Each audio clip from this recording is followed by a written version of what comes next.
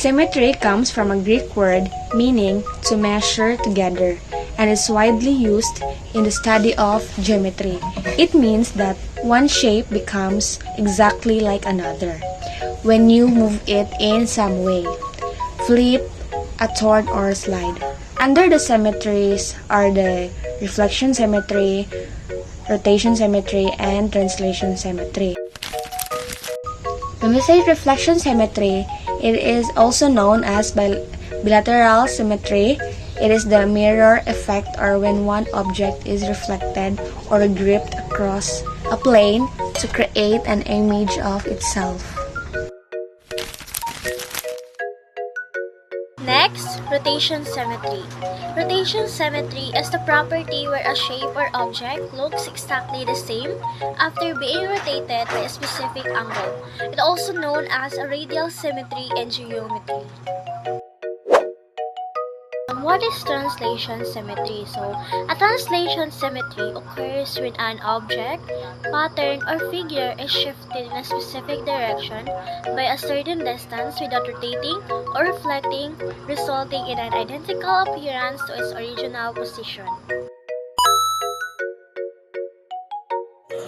Spirans, a curved pattern that revolves around a central point or axis, gradually moving closer to or farther from it.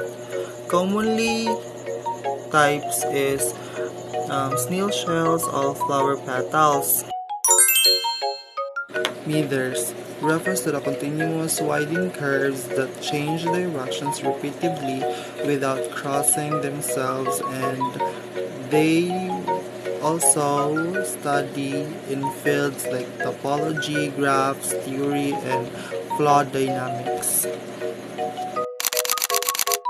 Waves are disturbances that transfer energy through a medium like water, air, or even solids without moving the medium itself over large distances, while bubbles are single gas packets in thin film. Fumes are clusters or stabilized bubbles.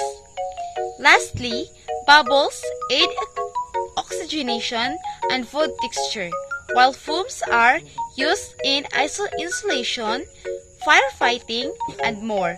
Both have natural and practical rules. Tessellation is a pattern made by repeating shapes that fit together perfectly with no gaps and overlaps. Choose is a break or split in something like cracked walls. So the next one is stripe fractals. Ang stripe fractals are patterns made of lines or bands that repeat many times. So gabalik-balik siya. So these stripes may be straight or wavy, and the same pattern can be seen in a big and small parts. So na siya kanang small parts na po siya big nga big nga parts. So, stripe fractals are common in nature. So, makita siya sa nature. Like, for example, sa plants, sa mga animals like cats, zebra, and many more. So, these patterns forms because of repeating natural process like movement and growth. So, makita nyo dira sa kilid. So, kana sila one of the examples siya sa kanang stripe fractal. So, kanang ang usa kay makita ninyo siya sa nature, then ang isa pod kay sa kanang man-made. Yes, for one of the example pod kay kanang sa man-made. So, for example, kanang sinina. So, naman siya stripe nga sinina. No, so man-made po na siya. So, yes. So, yes. So the next one is the spot fractals. Ang spot fractals are patterns made of dots or spots that repeat across a surface. So the spot may be different sizes, saglaylay siya nga sizes, but they follow a similar pattern. Kung circle siya nga gamay, bisag dako na siya, gamay nga siya nga circle no. Nya, modako na siya. Same pra gyapon siya nga sizes. Then spot fractals can be seen in animal skin, plant leaves, and rock surfaces.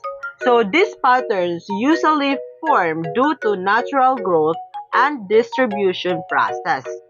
So, makita nyo sa kilid, mao na siya one of the examples siya sa kanang spot fractal. So, one of the kanang sa nature and one food sa kanang what we call that kanang man-made.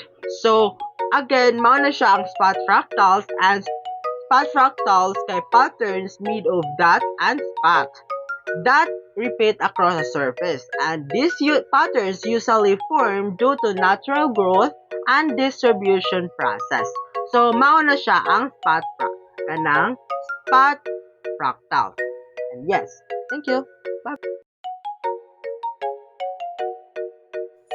An affine transformation is a type of transformation in math, especially in geometry and linear algebra, that changes a figure's position, size, or shape but keeps straight lines straight and parallel lines parallel. The Fibonacci sequence is a number pattern where each term is the sum of the two terms before it.